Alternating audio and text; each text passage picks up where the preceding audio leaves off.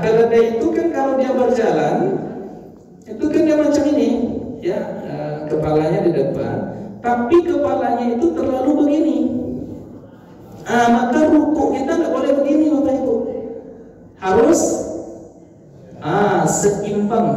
Jadi Nabi itu, kata para sahabat, saking lurusnya kepala Nabi dengan pinggangnya, dengan punggungnya rukuk itu, apabila kami letakkan di atasnya kup itu gelas tak jatuh.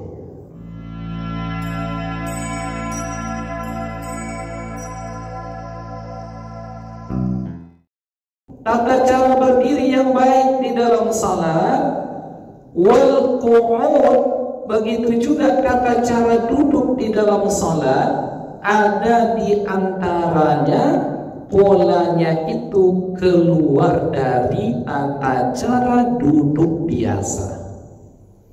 Ini kan kita duduk biasa nih, tapi bolehkah duduk biasa ini dibuat di dalam salat? Tak boleh, dalam artian hukum makruh. Jadi ada tata cara duduk. Nah, walaupun demikian, kata Imam Al-Izzu bin Abdis Salam, ada tata cara duduknya, ya. Kemudian ada tata cara rukuknya, dengan dua bentuk gerakan dan perbuatan kita di dalam salat tadi. Aspek gerakannya itu, aspek perbuatannya itu sesungguhnya yang lebih besar yang harus kita maknai ketimbang zikirnya. Maka oleh karena itu, di saat rukuk, di saat sujud tidak wajib membaca zikir, karena aspek tunduknya itu yang paling besar. Mau baca tak baca itu untuk kesempurnaan. Tetapi kata Imam Al-Izzu bin Abdis Salam, aspek rukuknya, aspek sujudnya ketika kening kita ini mencecah tanah untuk sujud, aspek itu yang besar. Jadi sekalipun kita tak baca subhana rabbiyal azim atau subhana rabbiyal a'la, maka rukuk dan sujud tetap sah. Yang rukun itu. Tapi setelah itu jadi puluh itu nanti. Kan si Ustaz kan yang rukunnya rukuk sujud dan salah baca ni katanya. Itu banyak bonus ini waktu Pak. Ya. Jadi yang sunnah-sunnahnya ini dibaca, ya. Selagi mampu kita baca. Nah, jadi rukuk, sujud, aspek gerakannya itu yang besar, yang harus kita maknai. Tetapi ketika berdiri, aspek gerakan dan bacaan, apa bacaan yang kita harus maknai? Al-Fatihah. Kan udah kita bahas dulu Bapak Ibu, apa rahasia yang terkandung di detail setiap ayat yang ada di dalam Al-Fatihah. Makanya dalam hadis yang disampaikan oleh Ibnu Abbas ini mengatakan, bainama Jibrilu qa'idun ma'an Nabi, ketika Jibril duduk bersama Nabi Muhammad sallallahu alaihi wasallam, sami'a ghatiqan minas sama. Jibril ketika itu mendengar gelegar gemuruh yang berbunyi dari langit. Farafa'a ra'sah, lalu ia mengangkat kepalanya menengok ke langit. Lalu dia berkata kepada Nabi kita Muhammad sallallahu alaihi wasallam, ya Muhammad, wahai Muhammad, haza babun minas sama, ini sekarang pintu langit terbuka. Jadi rupanya di langit itu ada pintu. Ada yang pernah nampak Pak? Belum. Saya naik pesawat dan tengok mana lagi pintu langit.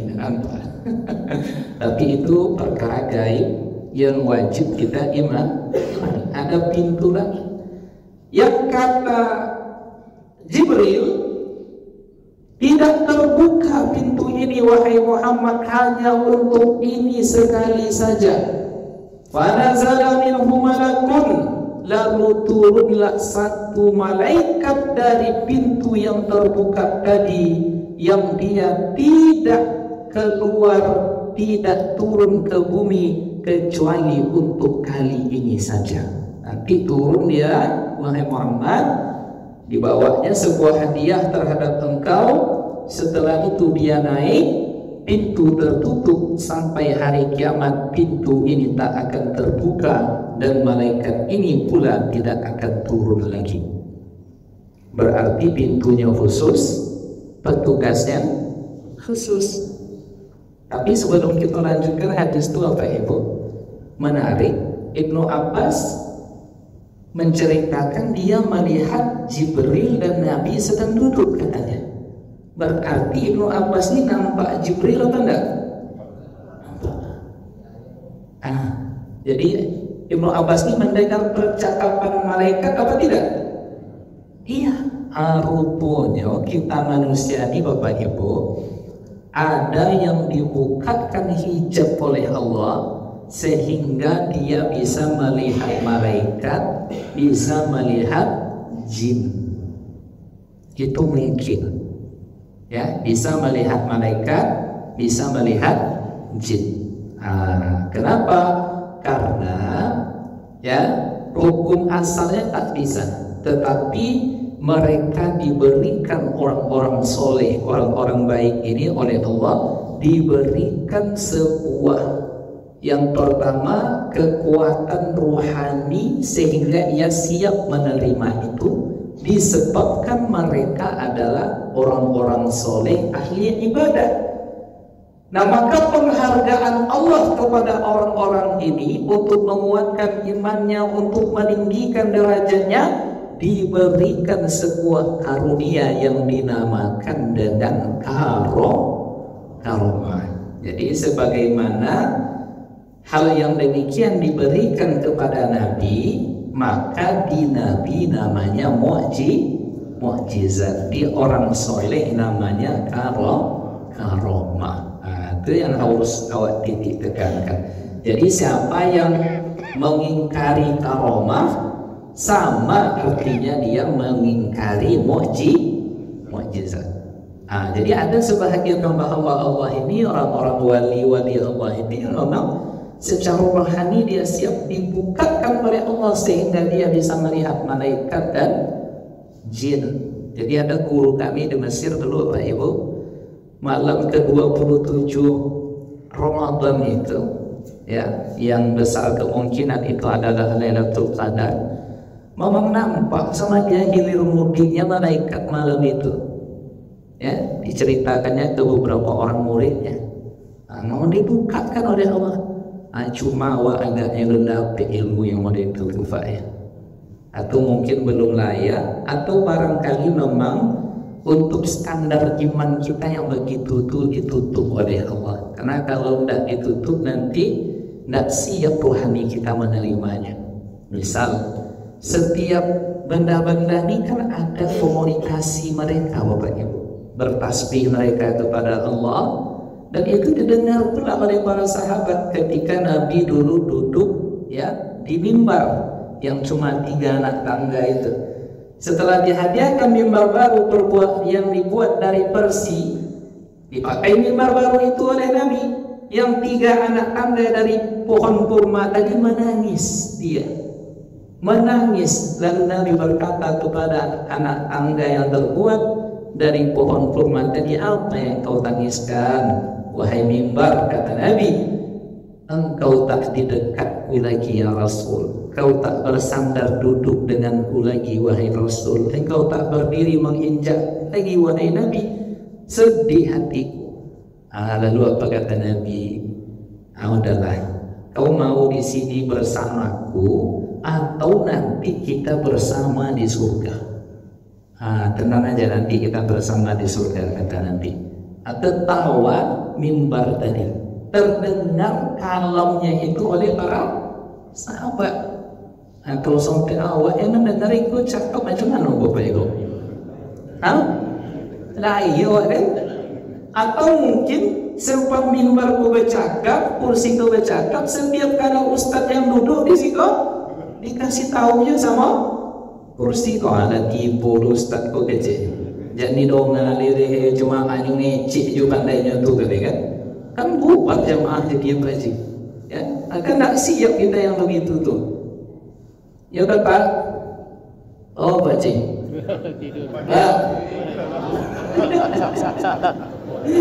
Itu ambo sayang betul sama wajib saya. Acaya swayang surang rasa kalau itu ambo ini. Allah Akbar. Bapak Ibu yang dimuliakan oleh Allah Subhanahu wa taala. Nah, jadi dikaruniakan itu ke wali-wali Allah. Makanya Imam As-Suyuti membuat sebuah kitab judulnya Tanwirul Halaq fi imkani ru'yatil jinni wal malik. Tanwirul Halaq fi imkani ru'yatil jinni wal malak. Jadi Imam Suyuti membuat buku yang isinya riwayat-riwayat yang menceritakan orang-orang soleh, wali-wali Allah itu dimungkinkan oleh Allah untuk melihat jin dan melihat malaikat. Maka jadi wali Allah lah dirupa baru bisa. Tapi kita nih yang laki-laki dah bisa jadi wali nampaknya dan sudah jadi wali. Ya, wali murid, wali nikah. Jadilah tuh. Semakin jadi. Bapak Ibu hadirin hadirat yang dimuliakan oleh Allah. Jadi turunlah malaikat tadi berkata kepada Nabi kita Muhammad sallallahu alaihi wasallam, "Abshir ya Muhammadun bi nuraini minas sama lam utiya qattun nabiyyun qablaka." Wahai Muhammad, berbahagialah engkau dengan dua karunia agung, dua cahaya yang tak diberikan oleh Allah kecuali hanya untuk engkau saja. Tidak diberikan kepada orang lain dua cahaya itu, tidak diberikan kepada Nabi dan Rasul yang lain. Ini spesial buat engkau wahai Muhammad, kata Nabi, kata mereka, yang tak satu pun dari huruf-hurufnya apabila engkau baca kecuali segala hajatmu, permohonanmu, harapanmu dikabulkan oleh Allah. Satu huruf saja dari dua cahaya tadi. Apa dia? Fatihatul Kitab, surat Al-Fatihah, wa khawatim suratil Baqarah, dan akhir surat Al-Baqarah. Nah, itulah dahsyatnya Al-Fatihah itu. Maka Al-Fatihah inilah yang jadi rukun di dalam salat, karena salat itu doa, maka dikunci setiap berdirinya itu ada di dalamnya Al-Fatihah. Al-Fatihah itu adalah satu dari dua cahaya spesial yang Allah berikan kepada Nabi kita Muhammad. Maka benarlah kiranya setiap orang yang selesai salat apabila dia berdoa, doanya dikabulkan oleh Allah. Sebab apa? Sebab di dalam berdirinya tadi ada Al-Fatihah. Dulu kita sudah uraikan. Tapi saya ingin tekankan lagi, tidaklah satu huruf yang kita baca dari Al-Fatihah dan penutup surat Al-Baqarah itu kecuali hajat kita dikabulkan oleh Allah. Makanya di mana-mana kan selalu membawa acara misalnya begini Bapak Ibu, sebelum acara kita mulai agar dilancarkan oleh Allah, maka kita buka dengan Al-Fatihah. Kan sering tuh. Atau imam selesai berdoa berjamaah dia sallallahu ala sayyidina Muhammadin wa ala alihi wa sahbihi ajma'in wa akhiru da'wana alhamdulillahi rabbil alamin. Al-Fatihah. Ada kan? Nah, dulu banyak para imam yang buat begitu. Ya, tak tahu di Masjid Al-Furqan ada enggak tadi? Mulai ditinggalkan apa ya? Nah, kalau bisa diulang balik ya. Baca Al-Fatihah. Setelah itu mungkin baru taqabbalallahu minkum minna wa minkum taqabbal ya karim. Pulang orang haji, berangkat orang haji mendoa.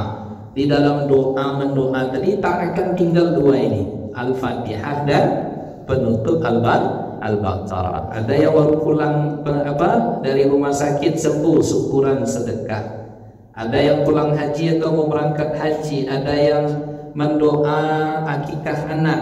Ada yang mendoa barangkali untuk tujuan-tujuan tertentu selalu di dalamnya ada bacaan Al-Fatihah dan penutup surat Al-Baqarah. Nah, cuma penutup surat Al-Baqarah itu dari mana mulainya, Bu? Alhamdulillah. Lain tahu. Ya ada yang Bu tanya, tidak tahu dong. Apa tuh Ustaz kata? Dulu penutup Al-Baqarah itu maksudnya adalah ayat akhir yang dimulai dari lil. Ada yang mengatakan lillah, ada yang mengatakan mulai dari amanah Rasul. Tapi awak ambil juga kata sekretar, ya. Lillahi ma fis samawati wa ma fil ardi wa in tubdu ma fi anfusikum aw tukhfuhu yuhasibkum bihi Allah fayaghfiru liman yasha wa yu'adhibu man yasha wallahu ala kulli syai'in qadir. Amana ar-rasulu bima unzila ilayhi wal mu'minuna kullun amana billah wa malaikatihi wa kutubihi wa rusulihi la nufarriqu baina ahadin min rusulihi wa qalu sami'na wa ata'na ghufranaka rabbana wa ilaikal masir.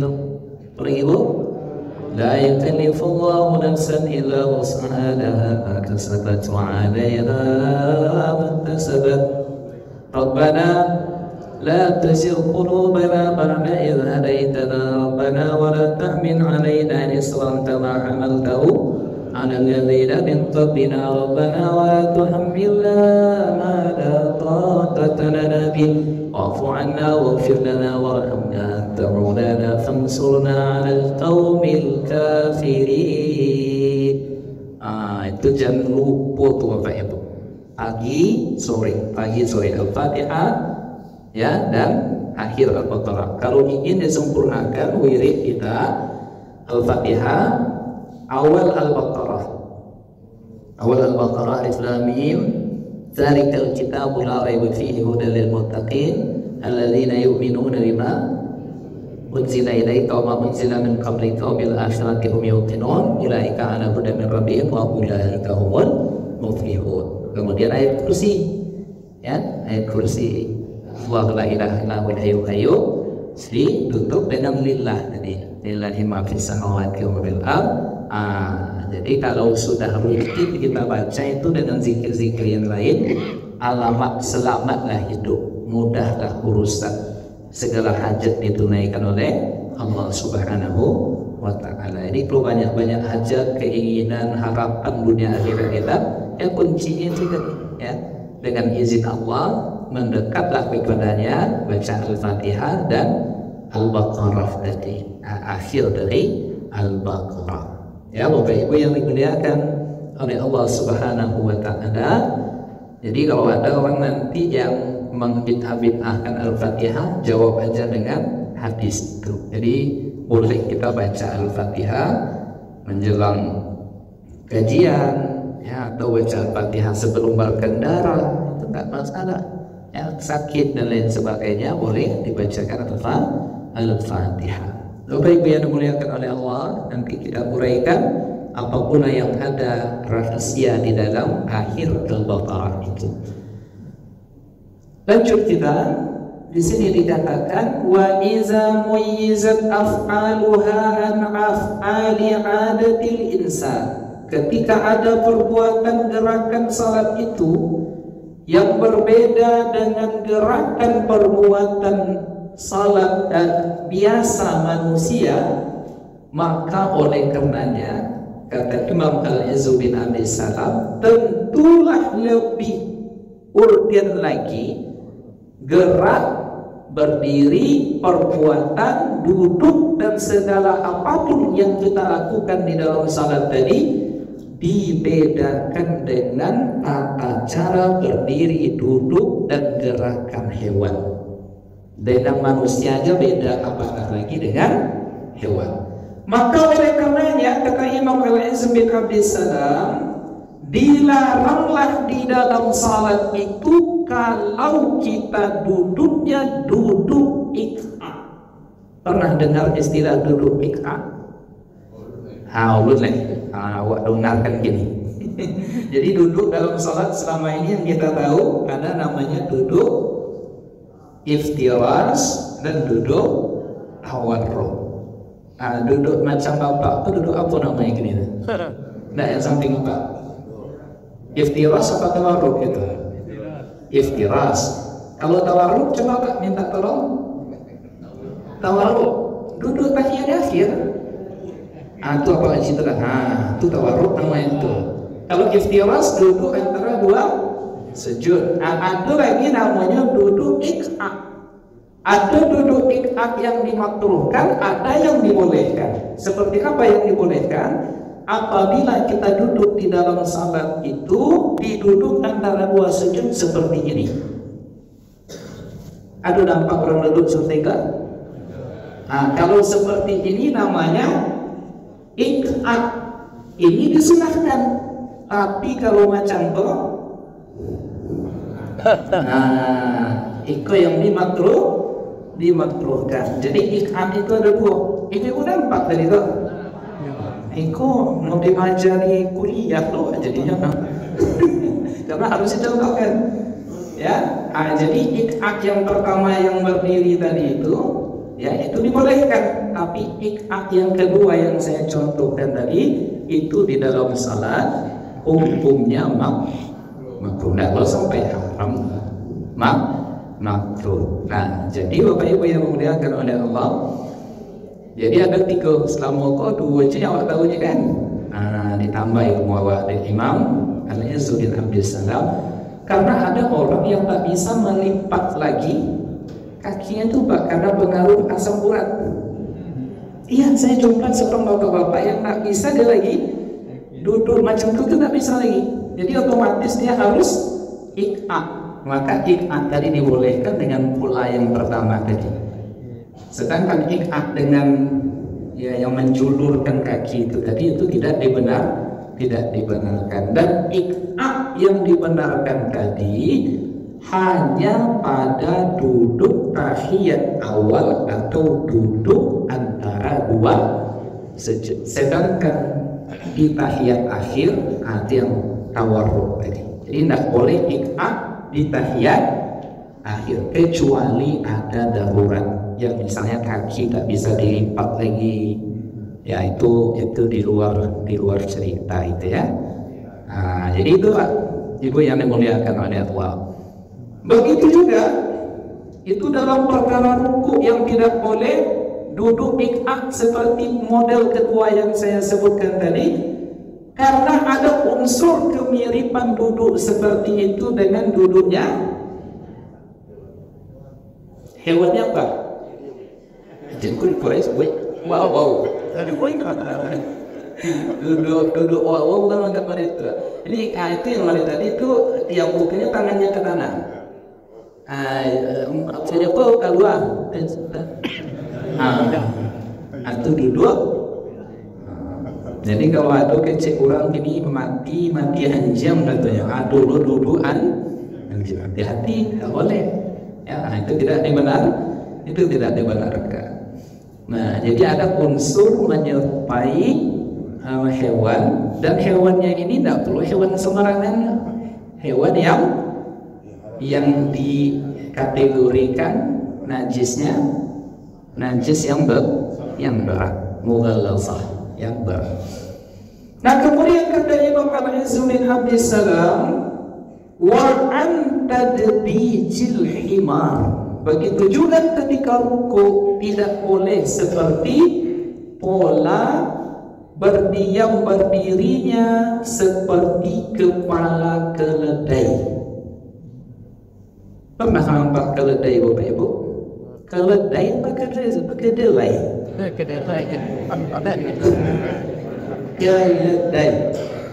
Keledai itu kan kalau dia berjalan itu kan dia macam ini ya, kepalanya di depan, tapi kepalanya itu terlalu begini.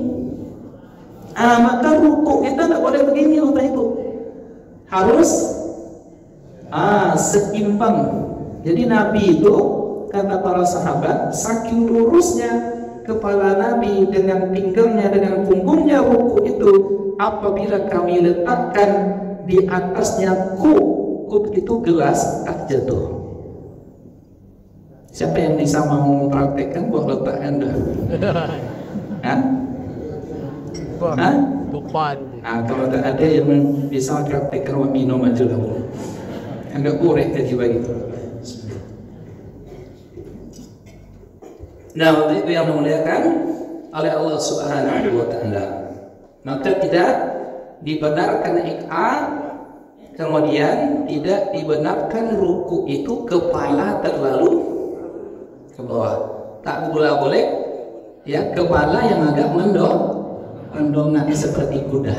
Nah, kuda kan agak meringkil gitu kan mendongak. Nah, jadi harus lurus. Itu dalam keadaan normal. Kalau pinggang masih ya. Yang dulu yang pinggang apa lagi? Sakit itu pas ruku itu enggak lo bisa maksimal deh ya. Itulah dimaklum. Apalagi dah usia-usia apa yang gini orang yang lah di waktu-waktu maghrib kan.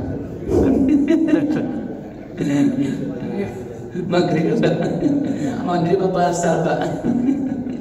Ya enggak tahu gitu kan. Entah di asar itu berangkatnya entah di subuh.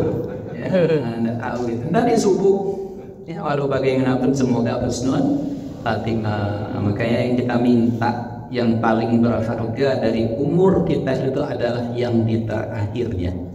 Kan ada doa yang diajarkan oleh Nabi itu Bapak Ibu. Allahumma ij'al akhira umurina yauma nalqa. Ya Allah, jadikanlah akhir dari umur kami ini di ujungnya itu adalah yang baiknya. Amal kami ini di antara amal yang kami lakukan, jadikanlah yang terbaiknya di saat akhirnya juga. Nah, itulah yang disebut dengan husnul khatimah. Jadi husnul khatimah itu tidak bisa diminta-minta begitu saja tanpa ada usaha dan upaya dari kita. Maka istiqomah adalah satu di antara cara mendapatkan husnul khatimah. Nah, inilah wajah-wajah di surga insyaallah. Amin ya Rabb. Jadi Bapak Ibu, kalau dulu Bapak Ibu nanti masuk surga, cari-cari juga lah kami ustaz-ustaznya di sana. Sejadi kita sampai Pak. Ya awak ngajak lupa kadang mengamalkan, dulu puluh jemaah menaiki hingga kepada surga. Nak jumpa kami di situ nanti tolong cari ya Pak. Pak. Jadi itu apa? Ya Pak. Ya Pak Haji. Dulu Pak Haji masih surga. Tolong cari yang nanti Pak. Ya, siapa ustaz kita yang ngaji di sini? Ustaz Mawardi, Ustaz Asmullah, Ustaz Zulhendri. Tolong cari-cari juga kami. Karena nampaknya dulu Pak dari kami itu. Masuknya dulu masuk dulu masuk cari-cari kami nanti. Tapi kalau dulu kami masuk atau kami cari Pak sama ibu-ibu kan. Ya Allah, jemaah Al-Furqan itu jemaah istiqamah dulu ya Allah. Ramai terus subuh di situ. Masuk anak kami dengan mereka di dalam surga. Yang jadi masuk surga dulu kelasnya berbeda terserah. Ya, ada kelas ekonomi, ada premium ekonomi lah dulu di pesawat ini Pak. Premium ekonomi dia itu ada lagi bisnis, ada first kelas. Anggap jalan di first kelasnya nanti. Ya Allah, ya. Apa ibu yang dimuliakan oleh Allah Subhanahu wa Ta'ala? Jadi iq'ah yang dimakruhkan tadi ya kita sebutkan, begitu juga cara ruku kita jangan menyerupai kuda, apatah lagi menyerupai himar. Himar tadi adalah keledai. Wa nahwi zalika, dan yang seperti itu. Jadi pola-pola seperti itu jangan terjadi. Jadi ikutilah sunnah Nabi dalam gerakan-gerakan salat tadi, sehingga apa? Sehingga dengan pola ruku, sujud, berdiri kita tadi, disitulah kita bisa mulahazatul ma'ani, merenungkan makna-makna dan maksud-maksud yang ada di balik setiap gerak. Jadi ada makna, tidak mengganggu orang, ada etika dalam berdiri, tidak mengejar-ngejar kaki orang, kemudian tak boleh iq'ah ya seperti yang diucapkan tadi, karena serupa dengan anjing dan binatang tak boleh pula kita seperti keledai dan kuda, karena ada etika di hadapan Allah Subhanahu wa Ta'ala, sehingga bisa kita meresapi maknanya. Kita ini adalah hamba Allah yang mulia, kita sedang berbincang dengan Allah. Makanya Bapak Ibu, obat dari segala kerisauan seorang mukmin itu hilang seketika dia mulai mengucapkan Allahu Akbar. Itu coba rasakan tuh Pak, nyaman sekali rasanya itu. Ya Allah, Allahu Akbar. Nah, berdiri kita baca Al-Fatihah, renungkan, ruku, sujud, iktidal, sujud, duduk. Pas ketika salam itu kalau kita nikmati, hilang beban rasanya. Ya tak Ibu? Bu, hilang beban sekali rasanya. Coba pulang nanti jam 9 atau 10 ya, salat duha di rumah. Selesai duha itu rasanya plong. Ya, apalagi bisa tahajud plong rasanya. Nah, ada yang risau-risaukan lagi. Kenapa? Karena kita sedang dikawal oleh malaikat, diberkahi oleh Allah. Kenapa? Karena ada renungan-renungan makna-makna yang diresapi di dalam salat dan di dalam salat tadi. Itulah kiranya sedikit kita tambah pada pagi ini, yang mudah-mudahan bisa menambah ilmu dan memperbaiki amal kita lillahi ta'ala.